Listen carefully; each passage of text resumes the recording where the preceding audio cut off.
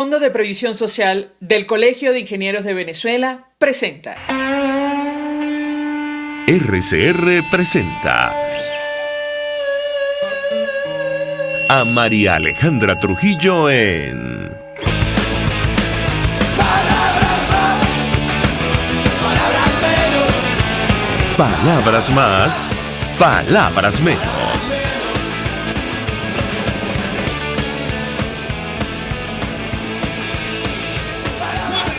Radio Caracas, de lo mejor este jueves 28 de mayo del año 2020, todo el equipo que trabaja para ustedes a partir de esta hora los saluda. En la producción Marilia García, en la redacción Jackson Vargas, en los controles César Arteaga, quien tendrá el inmenso placer de acompañarles, María Alejandra Trujillo. Saben, ustedes se pueden comunicar desde muy temprano a través de la cuenta en Twitter de la radio, @RCR750, seguirnos por el Periscope, por internet, rcr.tv y el resto de nuestras plataformas digitales a través de TuneIn y YouTube. Escuchaban ustedes algunos titulares de los diarios de circulación nacional, temas que vamos a debatir ampliamente durante la mañana de hoy.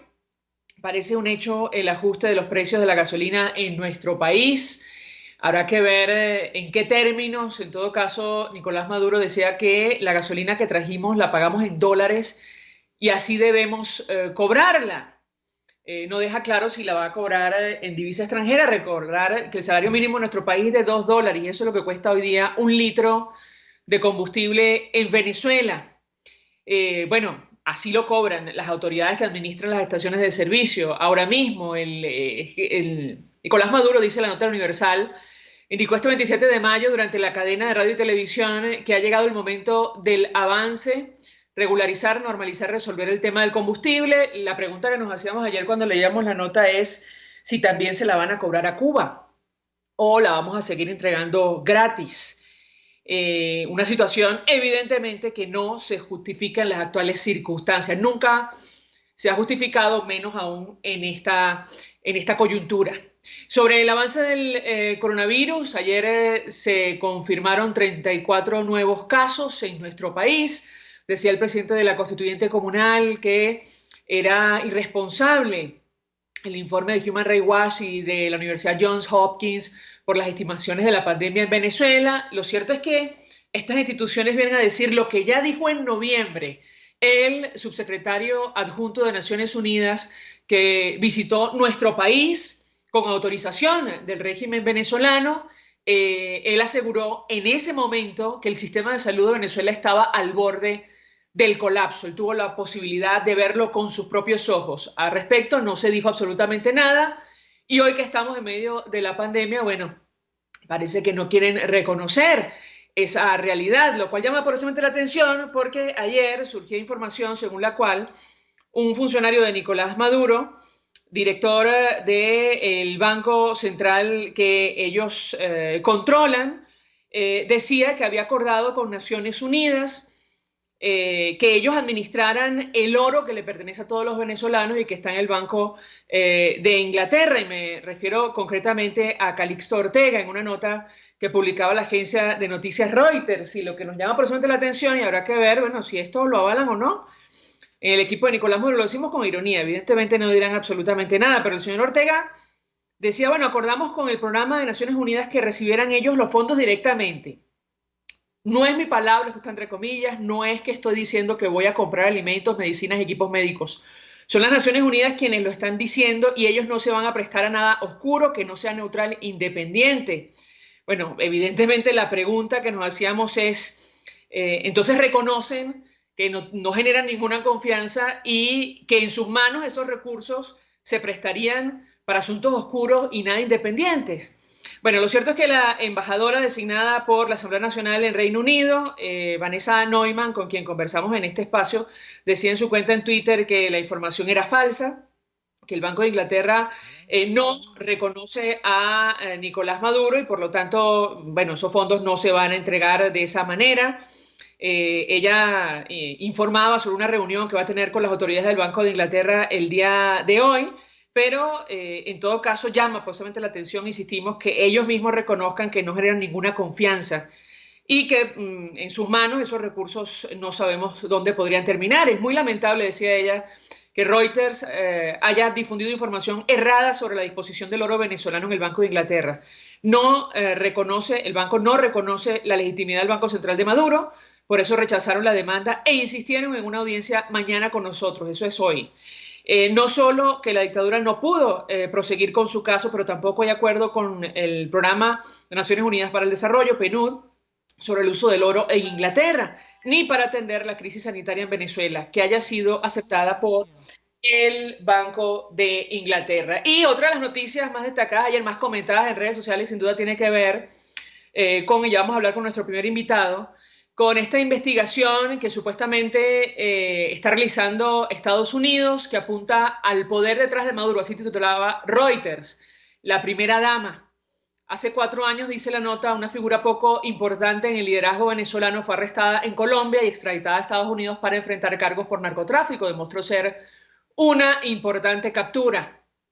El hombre, Yasenki Lamas, trabajó como guardaespaldas de la persona que muchos consideran como el poder detrás del trono del presidente Maduro, la primera dama Cilia Flores. Y la nota lo que viene a decir es que supuestamente el Departamento de Justicia o las autoridades en Estados Unidos están investigando a la primera dama por presuntos delitos que podrían incluir tráfico de drogas y corrupción, y tiene que ver con el caso de los sobrinos que están detenidos, que ya cumplen condena en los Estados Unidos. Habrá que ver si esto se confirma. En todo caso, lo que sí es cierto es que ayer Estados Unidos, la justicia norteamericana, acusó de narcoterrorismo a Adel El Zabayar, exdiputado venezolano, y señalado, según esta información del Departamento de Justicia, como miembro del cártel de los Soles. Además, Estados Unidos ha enviado fuerzas especiales a Colombia para prestar ayuda y entrenamiento en la lucha contra el narcotráfico. Nos acompaña Dan Celis, me dicen, presidente de Conindustria, con él vamos a hablar acerca del telón de fondo de esta crisis. Gracias por atendernos, buenos días. Buenos días, María Alejandra, ¿cómo estás? Muchas gracias por la invitación, un saludo a todos tus radioescuchas. Un gusto conversar con nuestro invitado, mucho interés de conocer, en principio su reacción acerca de los anuncios que se han hecho durante los últimos días, el impacto que puede tener o no un ajuste en el precio del combustible en las actuales circunstancias. ¿Qué puede decirnos? Lo escuchamos. Bueno, el tema del combustible nos ha estado afectando durante casi todos estos 2 meses o 3 meses. Bueno, ya era un tema que venía en el interior del país, ¿no? La situación en el interior del país era muy crítica, con largas colas, y pero que en la capital no lo habíamos recibido, ¿no? Pero eso ya era algo que estaba ocurriendo en toda la provincia en Venezuela, ¿no? Ha afectado en forma crítica, especialmente en nuestras áreas de producción, con nuestros afiliados que están en el interior del país, especialmente en zonas alejadas, aquellas industrias que están allá con restricciones muy complicadas para enviar sus productos a las zonas de consumo, ¿no? Al igual que el resto, ¿no?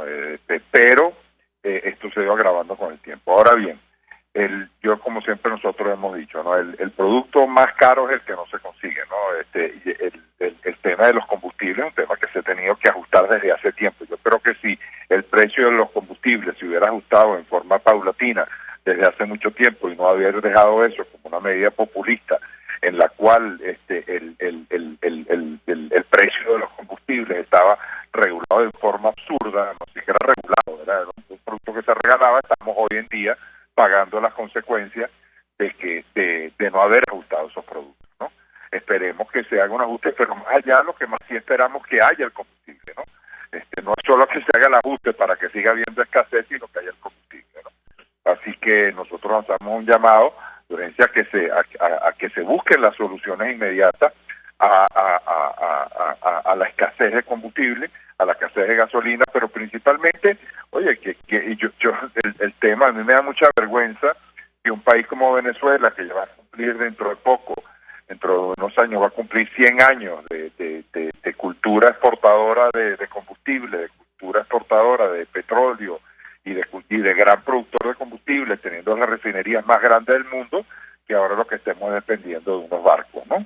El problema es que nosotros debemos producir nuestra gasolina, debemos producir nuestros lubricantes, debemos producir nuestro combustible como lo hemos hecho siempre, y eso es lo que nosotros vemos que está lejos, ¿no?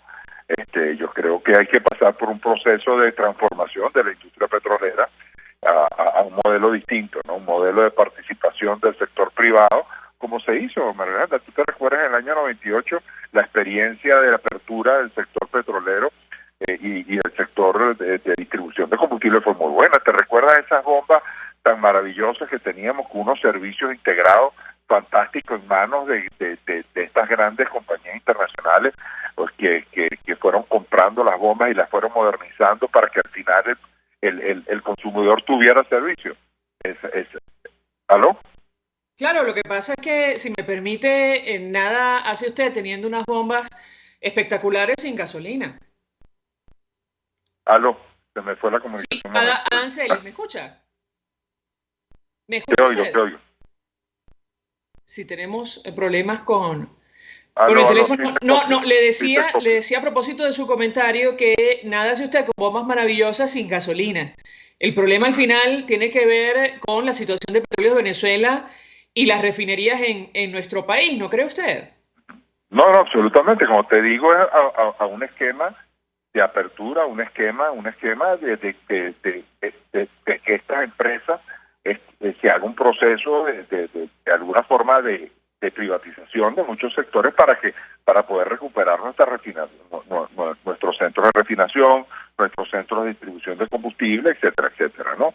El problema es que por falta de mantenimiento, por falta de cuidado a lo largo de todos estos años, pero que arranca desde un momento una política donde tú votaste la mitad de la gente de Petróleo de Venezuela. Tú votaste 20.000 trabajadores. Cualquier empresa que tú le votas a la mitad de la gente, evidentemente a la larga va a fracasar, ¿no? Entonces tenemos que ir a un proceso, especialmente los temas de combustible, donde se da apertura, entrada a sectores privados que logren hacer las inversiones cuantiosas que se requieren para modernizar todos los temas de nuestra industria petrolera. Ahora, le pregunto a nuestro invitado cuál ha sido el impacto de esta cuarentena para el sector que usted representa. Nicolás Maduro anunciaba un supuesto plan de flexibilización para la próxima semana. ¿Qué puede decirnos? Bueno, nosotros tuvimos una reunión en el Ministerio de Comercio, que por primera vez, por cierto, en muchos años un presidente con industria asistía, y más, estuvimos acompañados por los presidentes de Consejo de Comercio y presidentes de Cámara. Tuvimos allá una reunión. Yo tengo que de verdad reconocer, porque nosotros con industria somos muy serios en nuestros planteamientos, que fuimos recibidos con respeto, fuimos recibidos con interés por parte de la ministra, y planteamos una serie de soluciones ya hace una semana y algunos días, donde estaba la apertura y el arranque a través del sistema de todo nuestro sistema de producción y servicios del país, ¿no? Era fundamental esto porque se están destruyendo las fuentes de empleo, se están destruyendo las áreas de nuestras industrias, nuestros comercios, por no poder abrir, y presentamos un protocolo, por lo menos nosotros en el sector industrial, en el cual hablamos de pasos o medidas que se han tomado en el sector industrial para permitir porque recuerda, Alejandra, que hemos abierto parte del sector industrial, ya venía abierto todo lo que son los bienes esenciales, ¿no? La producción de alimentos, la producción de fármacos, la producción de elementos de higiene, tanto personales como del hogar, ¿no? Y sus empresas conexas, pero había todavía un sector de la industria muy importante, absolutamente paralizado, y nosotros presentamos la necesidad de eso, ¿no? Más una serie de puntos, más 6 puntos, ¿no? Hemos visto que por lo menos 2 de esos puntos se han tomado en cuenta, esperemos que se concreten, como son los temas del IVA, el IVA que se estaba cobrando por anticipado, una cosa absurda que no ocurre en ninguna parte del mundo, ¿okay? Y tenemos que se llevar un mes. Bueno, parece que lo van a llevar a 15 días, pero hasta que no salga, aquí tú sabes, María Alejandra, que con esta situación, hasta que eso no salga en Gaceta, no podemos decir que las cosas se hayan aprobado como salen, ¿no? Como se dice, ¿no? Y el otro tema que sí se tomó, parece, conciencia en el sentido de ir aperturando los negocios poco a poco en forma segura, ¿no? Lo importante es que se haga un protocolo en el cual se contemplen una serie de medidas para en forma segura no aumentar la pandemia del virus chino, ¿no?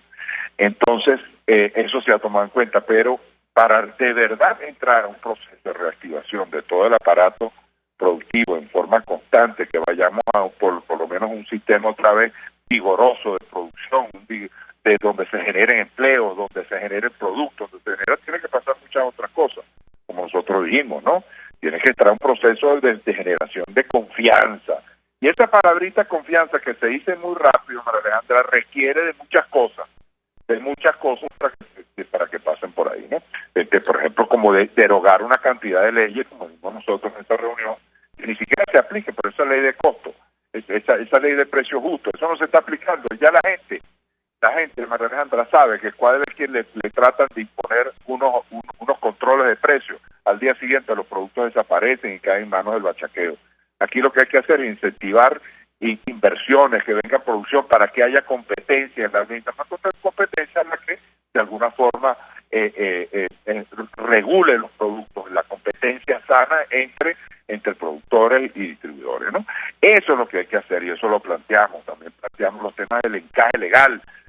Hay que buscar que la economía empiece a dinamizarse. La única forma que se dinamiza una economía es con crédito, pero si tienes todos los fondos encajados en el Banco Central para buscar de alguna forma controlar la inflación vía encaje. La inflación se controla cuando los ingresos de un país son mayores a los egresos, y para que los ingresos sean mayores en este momento en Venezuela tenemos que atraer inversiones, que venga mucho dinero para que ese dinero sea mayor del que nosotros gastamos.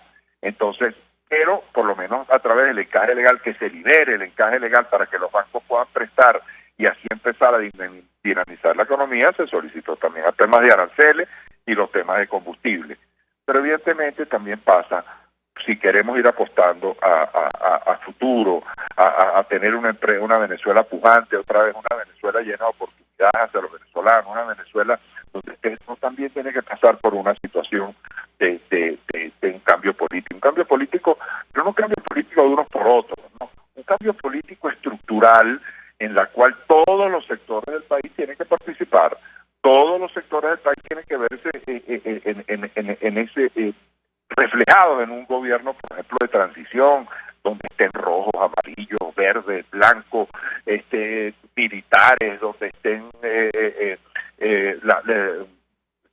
las iglesias, los empresarios, los trabajadores, los estudiantes, las universidades, donde nos veamos todos reflejados en un gobierno de transición que llega al final a los cambios políticos y nos vuelva a reinstitucionalizar el país. Ahora, señor Celis, ¿usted planteó esto en la reunión? Nosotros hablamos de la necesidad de ponerse de acuerdo todo el mundo, que tenemos que ponernos de acuerdo, que se tienen que poner de acuerdo todos en buscar cambios en el país lo suficientemente, estructurados para buscar las condiciones. Evidentemente, en una reunión con la ministra de Comercio, usted habla de los temas que tiene que hablar con la ministra de Comercio. Usted con la ministra de Comercio toca los temas económicos. Le tocamos los temas económicos de estos 6 puntos, que son temas económicos que los que dependen de la ministra de Comercio. Es decir, no salió el tema del gobierno de emergencia nacional, por ejemplo. Es que no, la ministra de Comercio no tiene ¿cómo se llama? No tiene el poder para decir algo de esa naturaleza. No está en sus manos. Yo hablo con el funcionario que tengo que hablar los temas que tenemos que hablar. Nosotros hablamos de estos temas fundamentales, en los cuales son los que ella tiene que ver, ¿no? Los temas que tienen que ver con las áreas de producción y servicio del país. Claro, señor Celis, porque escuchándolo efectivamente, seguramente, se van a tomar decisiones la próxima semana, habrá que ver en qué términos, pero lo cierto es que la escasez de gasolina va a continuar, se plantea, al menos según lo que se ha dicho, una gran regulación, incluso toda clase de controles para acceder a combustible en nuestro país, y los servicios básicos están absolutamente colapsados, lo cual impacta directamente la actividad económica en Venezuela, ¿no cree usted? Eso también, nosotros, este es un punto que lo tocamos, nosotros, que se requieren grandes inversiones, que tiene que buscarse esa palabra confianza, adquirir confianza. Por ejemplo, el sector eléctrico, Alejandra, necesita unos 20.000 millones de dólares, por lo menos para que empiece a funcionar de alguna forma, que preste servicio en todas las regiones del país, y que especialmente los procesos industriales que requieren de alto contenido de electricidad, porque tú sabes que las industrias son grandes inversiones que requieren movilización de máquinas, de cosas que requieren de mucha energía. Que por eso era que Venezuela, manejando en el pasado, atraía tantas inversiones industriales. Teníamos aquí las principales marcas del mundo produciendo en Venezuela, porque entre las otras cosas que tenía Venezuela era que era su servicio eléctrico era de alta confiabilidad y era un servicio eléctrico donde existía una energía de muy buena calidad. Entonces se montaban aquí estas grandes industrias, que al final en esas industrias no es que se montaron unos ricachones ahí que venían del mundo y unos grandes, como siempre tratan de demostrar, no, esos son grandes inversiones que traían empleos buenos. El sector industrial, María Alejandra, siempre ha sido muy destacado en la calidad de empleo que producía, porque no era empleo de salario mínimo, era empleo muy bien remunerado que te movían la economía en todas sus áreas. Por lo tanto, era tan interesante y tan importante que vinieran estas inversiones a Venezuela, y venían por eso, porque tenías un servicio eléctrico, además también tenías un marco legal muy robusto, donde se respetaba la propiedad privada, donde se respetaban las reglas de juego, y eso hacía que entonces estos capitales se sintieran a gusto y vinieran. Eso tenemos que ir otra vez a un proceso de eso, de atraer capitales para que vengan al país. Usted habla seguro, señor Celi, la época cuando había democracia en nuestro país. Hace 20 años. Hace 20 años. Adán Celis, gracias por atendernos, acompañarnos, presidente de Conindustria. Y María Alejandra, quiero cerrar un momentico diciendo que igualmente siempre nosotros vamos a seguir empujando que se hagan reformas, vamos a seguir empujando para que se hagan cambios en el país, para que se logren cambios, porque al final, que la industria nacional se vuelva a recuperar es un aspecto fundamental para todos los venezolanos, para la generación de empleo y la producción de aquellos productos que requieren los venezolanos en los anaqueles hoy en día, que son productos hechos por venezolanos para venezolanos. Esa es la esperanza y ese es el mensaje que le queremos dejar a Venezuela. Gracias, señor Celis, otra vez por atendernos, acompañarnos. Vamos a la pausa. Al regreso venimos con más. Usted escucha Palabras Más, Palabras Menos en RCR 750 AM. Puedes seguirnos en nuestras redes sociales. En Twitter, @RCR750, la radio que se ve. Mensaje del ingeniero Kenick Navarro, presidente del FONPRES CIB. Apreciado colega ingeniero, arquitecto y afín, el Fondo de Previsión Social del Colegio de Ingenieros de Venezuela, FONPRES CIB, diseñó para la protección de tu salud el Sistema Integral de Previsión Social. El mismo tiene a tu disposición beneficios de la solvencia, asistencia primaria de salud, el plan de salud con coberturas de acceso VIP, todos estos planes pensando en la protección de tu familia. Para mayor información visita fonprescib.net.be, Colegio de Ingenieros de Venezuela, construyendo futuro. Serovka es una empresa que cuenta con un equipo de físicos, médicos, ingenieros, arquitectos y técnicos que brindan protección y seguridad radiológica a todas las clínicas. Serovka también ofrece capacitación al personal médico, técnico y de enfermería, así como la divulgación científica a pacientes sobre radioterapia, medicina nuclear y radiodiagnóstico. www.serovka.com y en las redes @Serovka. Serovka, empresa líder en protección radiológica con cobertura en toda Venezuela, América Latina y el Caribe. RCR 750 AM, porque lo bueno une.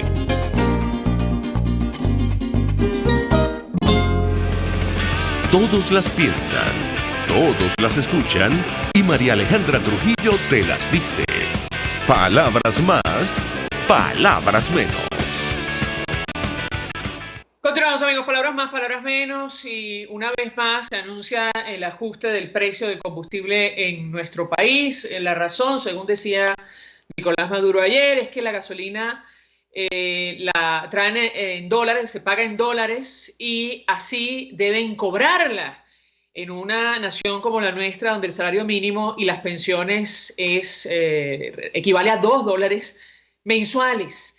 Lo que se está cobrando hoy día por un litro de combustible en varias estaciones de servicio de Venezuela. Leonardo Muniac, economista, gracias por atendernos. Buenos días. Muy buenos días, un placer. ¿Cómo están ustedes? Un saludo a todos tus radioescuchas. Un gusto conversar con ustedes como siempre. Les pedí una primera valoración acerca de este anuncio. Una vez más se nos habla del ajuste del combustible en nuestro país. ¿Qué puede decirnos? Bueno, la realidad es que si tú te pones a cuantificar la carga de combustible que está llegando a través de estos 5 barcos iraníes, donde está el Fortune, el Petunia, el Folex, etcétera. Ellos traen cerca de 1.300.000 barriles aproximadamente en los próximos días que lleguen los 5 buques. Y cuando te das cuenta, sacas un poquitico de los números, y vas a comprender de que más o menos eso es equivalente a la capacidad instalada de crudo de Venezuela para un día de producción. Tienes las grandes 6 refinerías de Venezuela, tienes el complejo refinador Paraguaná, ahí tienes una capacidad de 940.000 barriles diarios, repartido en 300.000 en Cardón, 600 y tantos en Amuay, y aproximadamente unos 60.000 barriles en Bajo Grande. Pero luego tienes el Palito con 140, Puerto La Cruz con 200.000 y San Roque con cerca de 15.000 barriles. Todo eso suma casi 1.390.000 barriles de capacidad instalada, que hoy la tienes apenas en un 6%. Básicamente tú lo sabes muy bien por el deterioro que hay en todo el parque refinador como consecuencia de la falta de inversión por mucho tiempo, pero por otra parte la materialización de riesgos operativos del proceso que ha significado incendio y destrucción de todo el parque refinador. En esas circunstancias llegamos a esto, donde Nicolás Maduro ha tenido que pedir ayuda, ¿verdad?, al gobierno de Teherán, de Irán, para que le suministre combustible. Bueno, perdón, ayúdanos, porque han cobrado en oro de las reservas internacionales según Bloomberg. Es decir, claro, han hecho un negocio con la República Islámica de Irán, ¿correcto? Claro, esto le conviene mucho a Irán, sin duda, porque estamos hablando de oro monetario del Banco Central de Venezuela que le permite a Irán de alguna manera evadir las sanciones, porque recuerda que toda operación financiera que esté bajo el dólar, bajo la jurisdicción del dólar de los Estados Unidos, está técnicamente sancionada. Pero bueno, esto es definitivamente una operación que le conviene mucho a Irán, pierde mucho Venezuela por el flete, sin duda, pierde mucho Venezuela porque el valor de mercado de un activo depende indudablemente de las condiciones de mercado, de su valor de realización, y por supuesto Irán saca provecho de todo esto. Bueno, más allá de eso, tiene una realidad, y es que tiene un consumo actual en Venezuela en condiciones normales, sin cuarentena, que está más o menos alrededor de 120.000 barriles diarios. Venezuela venía importando reiteradamente combustible por la falta de capacidad interna, por el problema de capacidad ociosa, la falta de aditivo y todo el deterioro de la industria, y en consecuencia lo venía haciendo, pero nadie se enteraba en este país, pues de alguna manera era una importación de combustible, se portaba crudo y se traía gasolina. Gestión por ciento que la hacía Rosneft en casi un 70%, que ya sabemos se fue de Venezuela al mismo tiempo para evadir y eludir las sanciones de la administración de Donald Trump. Bueno, al final tiene un cuadro sumamente complicado, estás importando combustible y entonces resulta que la capacidad para importar se te vino a menos, porque Venezuela, tú sabes que asiste al peor de ambos mundos, a una suerte de aumento empresarial en el mercado petrolero, donde el precio se ha hundido para estar en zona cero en la última semana, pero por otra parte el declive a nivel de producción te impide generar ingresos ordinarios y recurrentes, con que por supuesto atender la importación de alimentos para la caja CLAP y por otra parte para traer combustible del exterior. Bueno, la realidad es esta, tenemos un mercado donde ahora ya no hay contrabando de extracción hacia Colombia. Hoy la gasolina en Venezuela cuesta más cara que en cualquier parte del planeta, no porque se venda oficialmente, sino porque sabemos que existe ya el bachaqueo de la gasolina en todas las regiones del país. Eso es un problema muy clásico en Táchira, en Zulia, en la zona fronteriza con Brasil, pero ya es una realidad en todo el territorio nacional, tristemente para todos los venezolanos. Bueno, las alternativas ya están sobre la mesa. Una, traer gasolina importada por parte del sector privado de la economía, que se tengan que incomodar por las gasolineras para que se pueda traer gasolina importada, y por supuesto viene el gran tema de que cómo pagar el precio de la gasolina importada con un salario nominal, que tú lo acabas de comentar, que no supera los $3 aproximadamente. Entonces, bueno, se convertirá la gasolina en un bien de lujo para unos sectores privilegiados y, por supuesto, aquellos otros que están manejando la gasolina como algo muy personal, y sacan provecho de ello como el contrabando de extracción. Pero ya no, no se lo hace llama afuera, poderosamente sino- la atención, y perdón que lo interrumpa, el argumento que utilizaba ayer Nicolás Maduro. Él decía que está haciendo un grupo de encuesta para determinar el monto del cobro de la gasolina, y la verdad es que en países normales una de las referencias fundamentales es el precio internacional del crudo. También, bueno, si la compraste, cuánto te costó y cuánto tienes que cobrar seguramente para recuperar esa inversión. Yo le pediría su comentario en torno a este tema porque en otras naciones, insisto, normales, el crudo es un elemento fundamental de referencia, y cuando baja, baja también el precio del combustible. ¿Qué puede decirnos? Bueno, hay un conjunto de elementos técnicos que habría que considerar. ¿No?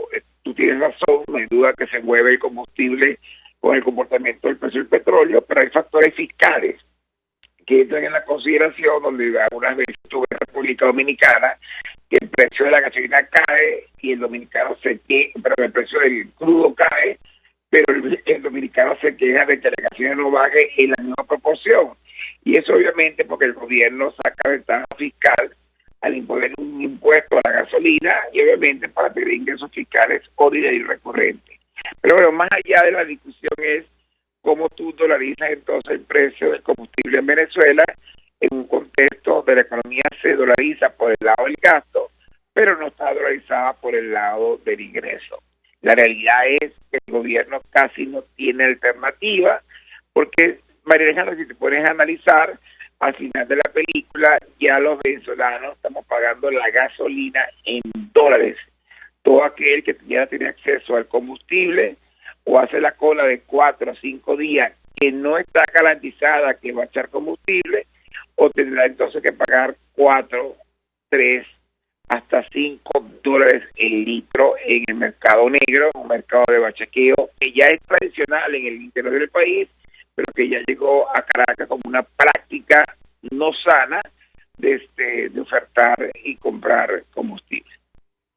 Ahora, a propósito del fondo del problema, da la impresión que estamos hablando de soluciones momentáneas, digamos, decisiones que no son sostenibles en el tiempo, porque una vez que se acabe este cargamento iraní, volvemos a la misma situación. Yo le pediría un comentario de su parte en torno a este tema, a la luz de lo que está ocurriendo con la gasolina, el tema de los servicios básicos en general, con el colapso económico. Bueno, ¿cómo ve usted los escenarios a corto y a mediano plazo para nuestro país? Lo escuchamos. Sí, mira, yo te comentaba en principio que ese cargamento de gasolina que viene de Irán, que no ha llegado por completo, pero han entrado 2 barcos, entiendo. Bueno, son más o menos 1.300.000 barriles. Eso es equivalente a un día completo, a un día de producción de todo el parque refinador de Venezuela. Cuando tú entiendes que es equivalente a un día, te das cuenta que realmente es una gota de agua en una esponja. Solo que te va a durar un poquito más porque tienes al país en cuarentena, en confinamiento y en aislamiento social.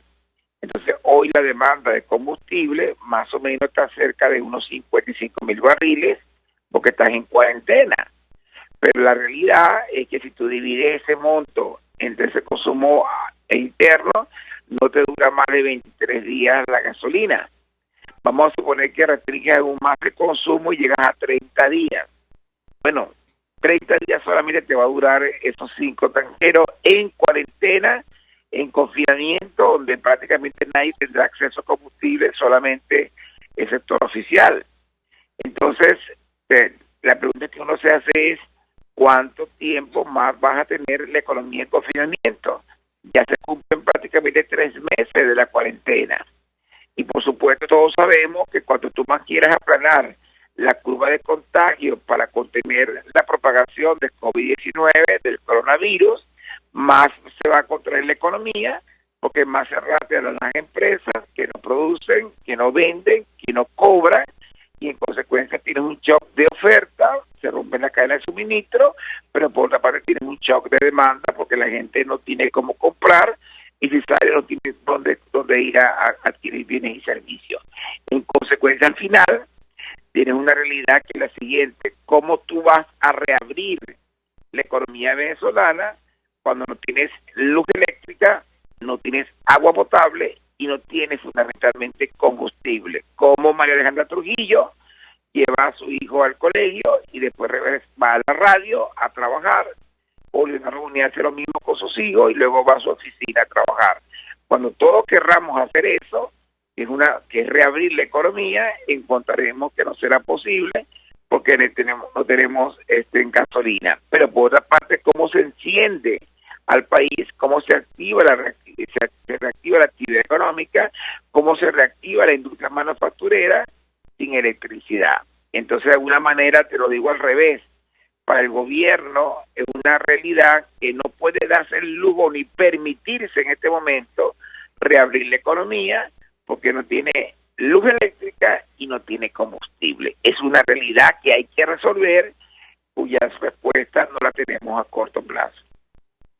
Ahora, le pregunto entonces frente a qué escenario estamos, porque, digamos, la situación es la misma y quizás se complica un poco más producto de la pandemia de COVID-19. Los escenarios por delante en materia sanitaria no son los mejores, por más que se queje el equipo de Nicolás Maduro.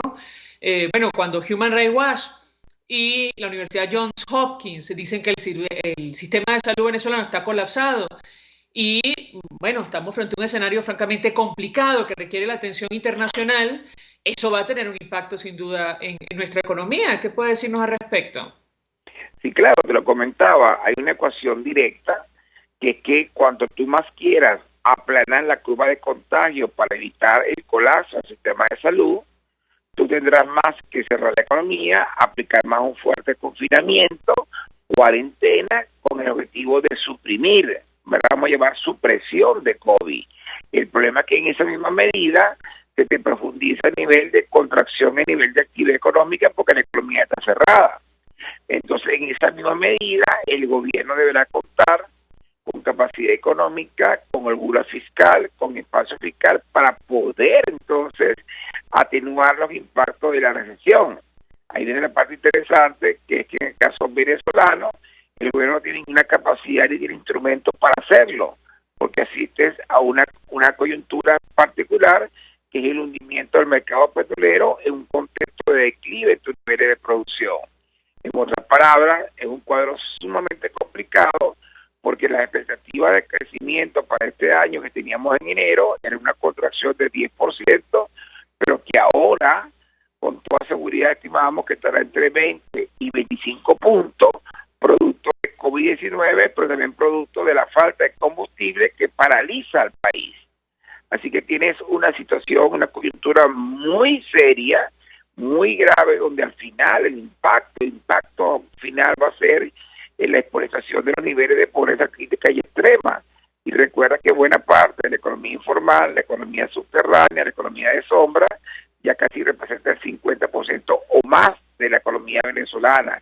Esa persona que depende del Uber, que depende del taxi, que depende de los ingresos por cuenta propia, que está obligado a trabajar y que está obligado a salir a la calle. Entonces, él tiene un cuadro, María Alejandra, sumamente difícil, que el gobierno no luce tener la capacidad para atajar la crisis de la manera como se requiere. En América Latina tiene unas circunstancias no similares, pero en la misma línea, cuando los países han confinado sus economías, las economías se han contraído, la perspectiva es contracción, pero muchos gobiernos ya cuentan con los recursos para poder de alguna manera atenuar la crisis, y ya en toda parte de América Latina comienza a reabrirse a partir del 1 de junio, parcialmente con restricciones, las economías, precisamente para evitar una mayor contracción en nivel de actividad económica como ocurre en Estados Unidos. Entonces, el caso de Venezuela está al final de la cola, porque tiene la misma realidad, la misma amenaza por COVID-19, con la diferencia de que no cuenta con los recursos, no tiene la holgura económica para poder atender la crisis, porque no tiene acceso al mercado financiero internacional de deuda, no tiene acceso a los mercados de capitales internacionales, y lo peor, su único ingreso en divisa que le permite atenuar la crisis está en el pozo depresivo, producto del hundimiento del precio del crudo, que llegó a zona cero inclusive, y por otra parte el declive en los niveles de producción. Es decir, si tú no haces algo, si aquí no se ocurre un gobierno de emergencia nacional que de alguna manera incorpora el país político, el país intelectual, el país laboral, empresarial, etcétera, para relanzar un plan, una estrategia de rescate de la economía venezolana, tú te pones perfectamente un pandemonio en Venezuela. Gracias, Leonardo Bunia, como siempre, por atendernos, acompañarnos la mañana de hoy. Vamos a la pausa y ya venimos. Estás escuchando Palabras Más, Palabras Menos, por RCR 750 AM. Puedes seguir nuestra programación a través de rcr.tv, la radio que se ve. Mensaje del ingeniero José Peraza, tesorero del FOMPRES CIB. Estimado colega ingeniero arquitecto y profesional afín, el Colegio de Ingenieros de Venezuela y el Fondo de Previsión Social, preocupado por la salud de tu familia, ha diseñado un sistema de salud integral que coloca a tu disposición y que contiene asistencia primaria de salud, ambulancia, hospitalización, cirugía, oftalmología, dermatología, fisioterapia, psicología, odontología, farmacia y funerario. Para mayor información, visítanos a nuestros portales cib.net.be, fomprescib.net.be, Colegio de Ingenieros de Venezuela, construyendo futuro. Si quieres preparar y disfrutar jugos naturales, ensaladas de fruta o preparas comidas con frutas, en la Gran Feria Santo Cristo de la Grita consigues una gran variedad de frutas frescas y de primera calidad, pero eso sí, al mejor precio de la Gran Caracas. Viernes y sábados en Santa Mónica, Avenida Francisco Pimentel, al lado de la Casa Comunal. Gran Feria Santo Cristo de la Grita, economía y calidad.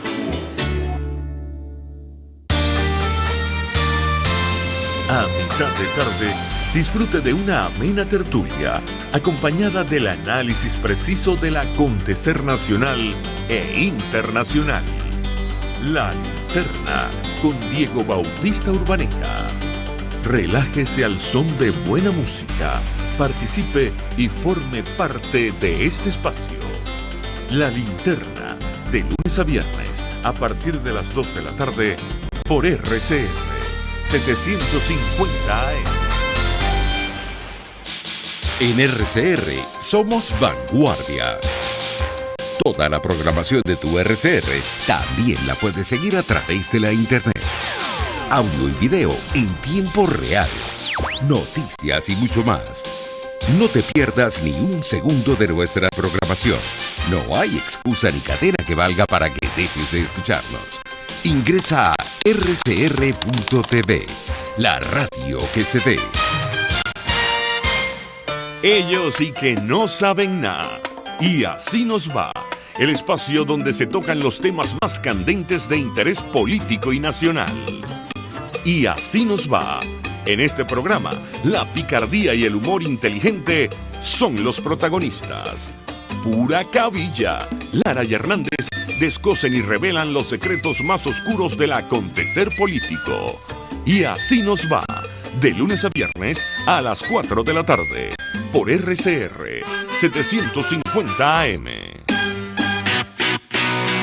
Moisés Naim en Efecto Naim. Hola, soy Moisés Naim desde Washington. Conéctese a rcr.tv. También nos puede seguir por @Efecto Naim en Twitter. Y estamos en Facebook y en Instagram. Y no olvide que puede disfrutar todos los contenidos del programa cuando usted quiera, suscribiéndose a nuestro canal de YouTube. Nos vemos en la radio. Los miércoles y viernes a las 7 de la noche.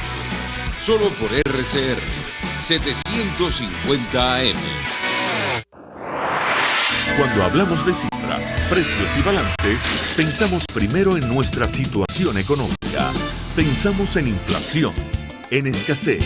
Pero en RCR, Ligia Perdomo, Edesio Brito y Aurelio Concheso nos mostrarán cuál es la otra vía para tratar de mejorar nuestra calidad de vida sin golpear tanto el bolsillo. La otra vía, todos los sábados, a partir de las 8 de la mañana, por RCR 750 AM. En la crisis se encuentran las oportunidades. Aquí en Sin Estrés se las mostramos con invitados especiales que nos regalan sus experiencias por una Venezuela mejor. Cada tarde, de lunes a viernes a las 3, desde el emprendimiento, la educación, la salud y el entretenimiento. Por nuestra calidad de vida se nos hace necesario tomar un respiro del agobio diario, dedicar 1 unos minutos a la salud mental y emocional para vivir sin estrés. Sin estrés, de lunes a viernes a las 3 de la tarde por RCR 750 AM y rcr.tv, la radio que se ve. RCR 750 AM. Porque lo bueno une. Información, opinión, contraste. María Alejandra Trujillo está en Palabras Más, Palabras Menos. Continuamos en Palabras Más, Palabras Menos, y como decía nuestro invitado anterior, estamos frente a un escenario, si me permiten, catastrófico en nuestro país, tomando en cuenta la crisis económica, social, que se conjuga ahora con la crisis sanitaria. La solución que plantea el equipo de Nicolás Maduro a través del presidente reconocido por ellos en la Asamblea Nacional, que ha sido incapaz de convocar una sesión con la mayoría, el señor Luis Parra, es, bueno, retomar la designación del Consejo Nacional Electoral. En estas circunstancias y sin tener la mayoría, nos acompaña el diputado Juan Pablo Guanipa, primer vicepresidente del Parlamento, dirigente de Primero Justicia. Gracias por atendernos. Buenos días. Buenos días, María Alejandra. Un saludo a toda la audiencia. Aquí estamos a la orden. Un gusto conversar con usted. Le pediría una primera reacción de su parte acerca de lo que está planteando el equipo que acompaña a Nicolás Maduro a través de la Junta Directiva oficialista, la que ellos reconocen. ¿Qué puede decirnos? Lo escuchamos. No entiendo. ¿Lo que está planteando el equipo de Nicolás Maduro en la Asamblea? Sí, el señor Luis Parra, que entendemos defiende los intereses del oficialismo en la Asamblea Nacional, que está al frente de la Junta Directiva, que reconoce el Tribunal Supremo de Justicia oficialista. Él llamó a la designación de un Consejo Nacional Electoral y retomar la ruta electoral. Él dice que es la única vía. ¿Qué responde usted ante una declaración de esta naturaleza? Lo escuchamos. Que yo creo que la gente tiene que tener autoridad para hablar. Lamentablemente el señor Parra no tiene ninguna, absolutamente autoridad. El electo diputado con la participación de todas las fuerzas unitarias para representar a la gran mayoría del pueblo venezolano que busca desesperadamente la posibilidad de salir de la tragedia generada por Nicolás Maduro, y fue cooptado, fue comprado por la dictadura, él y un pequeño grupo de diputados adicionales que junto a los diputados del PSV no tienen la menor forma de poder constituir quórum para hacer sesiones de la Asamblea Nacional. Eso está tan demostrado que no han enseñado ningún acta, no han enseñado lista de diputados, y cuando nombraron comisiones de trabajo tuvieron que nombrar presidente y vicepresidente porque no tenían nombres para llenar cada una de esas comisiones de trabajo. Si las hubieran querido llenar, son 15 comisiones, hubieran tenido que hacer un corte y pega de todos los mismos nombres en cada una de esas comisiones. Posteriormente viene esta decisión de un tribunal espurio que nosotros desconocemos totalmente, y yo creo que en eso hay que ser muy coherente. Cuando la gente se desespera, se desanima y dice, bueno, salió esta decisión, pero ¿qué podías esperar? ¿Qué podías esperar si tenemos una farsa del Tribunal Supremo de Justicia que fue electa en el mismo momento en que ellos perdieron la Asamblea Nacional, y en ese pequeño mes de transición hicieron barbaridades como esa de designar un Tribunal Supremo de Justicia que respondiera a las llamadas de Miraflores? Entonces, nosotros frente a eso, ¿qué podemos decir? Bueno, nosotros tenemos una comisión de postulaciones electorales. Esa comisión de postulaciones electorales se designó con mucho esfuerzo para lograr incluir allí al factor chavista madurista. Ellos entraron en ese comité de postulaciones electorales, pero después, ¿qué hicieron? El asalto que hicieron en enero de este año del Palacio Federal Legislativo. Ahora, nosotros solo reconocemos al Comité de Postulaciones Electorales que preside Ángel Medina. Nosotros solo reconocemos la Asamblea Nacional que preside Juan Guaidó. Entonces, claro que queremos un nuevo Consejo Nacional Electoral, y claro que lo estamos bregando, pero un Consejo Nacional Electoral que sea propuesto por el Comité de Postulaciones que preside Medina y que sea designado por la Asamblea Nacional que preside Juan Guaidó. Todo lo demás es inaceptable, todo lo demás es inviable. Todo lo demás lo que busca es intensificar la crisis en vez de asumir que quien está sufriendo es el pueblo venezolano, que quien ha generado ese sufrimiento es la dictadura de Nicolás Maduro y que tiene que haber por lo menos un destello de sensatez para que este país pueda salir de la situación tan grave que está viviendo. Ahora, ¿qué hacer, diputado? Porque la situación es francamente delicada desde el punto de vista económico, desde el punto de vista social, y se agrava tomando en cuenta que el círculo de Nicolás Maduro, bueno, prácticamente todo está investigado por distintos motivos en los Estados Unidos, por toda clase de delitos. Lo escuchamos. Bueno, lo que tenemos que hacer es resistir, persistir, insistir, presionar.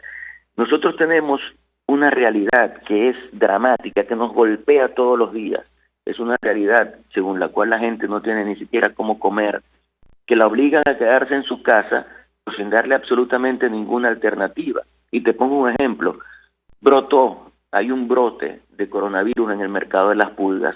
¿Cuál es la solución aquí en Maracaibo? ¿Cuál es la solución que encuentra la dictadura de Nicolás Maduro? Cerrar el mercado. Y al final terminas difundiendo el brote. ¿Por qué no haces algo mucho más sensato y mantienes al mercado abierto, pero con mecanismos de protección, con mecanismos de seguridad, con la obligación de que la gente use sus guantes, que la gente se lave las manos, que use el tapabocas, que haya el distanciamiento social, o sea, todo lo que falta para preservarse? No, pero para ello lo más saludable, lo más fácil es cerrar el mercado. Y al final el virus está allí, el virus está difundiéndose, la gente se está contagiando. Ya lo que nos cuentan del hospital universitario es que se está haciendo insuficiente para atender todo eso, y que tenemos una dinámica de propaganda, una maquinaria de propaganda de la dictadura que nunca jamás dice la verdad. Entonces, todo esto nos tiene que llevar a los venezolanos a la más profunda reflexión, y yo creo que esa reflexión incluye a toda la comunidad internacional.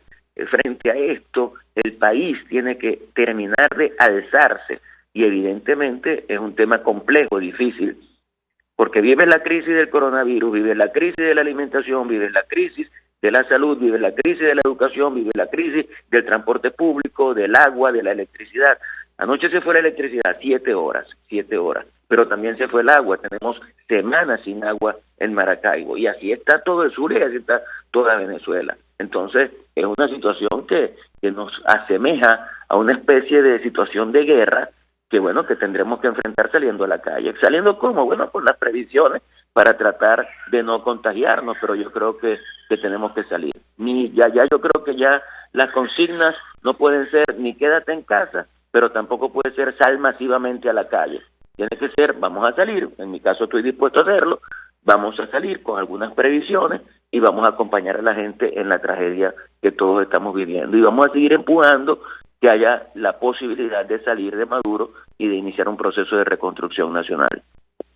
Diputado, un millón de gracias por atendernos, acompañarnos la mañana de hoy. Juan Pablo Guanipa es primer vicepresidente de la Asamblea Nacional. Vamos a la pausa y ya venimos. El Fondo de Previsión Social del Colegio de Ingenieros de Venezuela presentó. RCR presentó Palabras Más, Palabras Menos. RCR 750 AM.